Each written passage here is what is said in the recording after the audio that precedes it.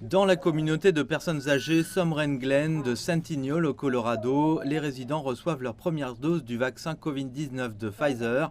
Pour eux, ce n'est pas trop tôt. Ils posent beaucoup de questions, ils sont impatients d'y aller, ils sont ravis de ramener leur vie à la normale. En plus des travailleurs de santé de première ligne, ces gens sont considérés comme les plus à risque de contracter et ou de mourir de la maladie qui les place dans la phase 1A de la distribution des vaccins partout aux États-Unis. Nous devons avoir un système à plusieurs niveaux, sinon il doit y avoir une sorte d'organisation et ça va être chaotique. La construction d'un système équitable et la détermination de l'ordre dans lequel les gens devraient se faire vacciner ont suscité un certain débat qui se résume souvent ainsi. Qui le mérite le plus plutôt que là où cela peut être le plus bénéfique.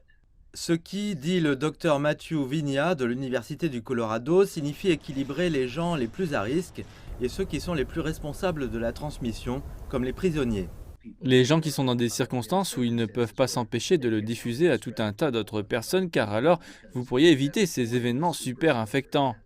Les CDC des États-Unis ont publié des lignes directrices élaborées sur la priorité vaccinale, mais les États sont libres de trouver leurs propres règles, et c'est exactement ce qu'ils ont fait.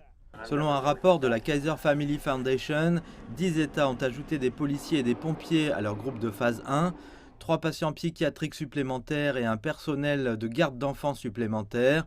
Une modélisation sophistiquée a été effectuée pour déterminer qui devrait être priorisé. Nous constatons donc que dans l'ensemble, la meilleure approche fondée sur ce que nous savons maintenant est de protéger directement les personnes les plus vulnérables. Dans ce cas, les personnes âgées. La semaine dernière, le gouvernement américain a conseillé aux États de commencer à vacciner tous les 65 ans et plus. L'élargissement de l'admissibilité à toutes les personnes vulnérables est le moyen le plus rapide de protéger les personnes vulnérables.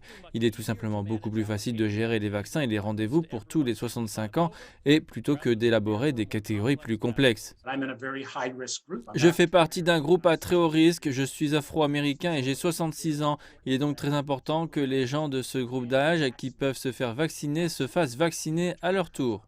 Le Colorado limite maintenant les vaccins pour les résidents de 70 ans et plus, mais dit qu'il se penchera sur un possible abaissement de l'âge à 65 ans. Les priorités en matière de vaccination demeurent fluides.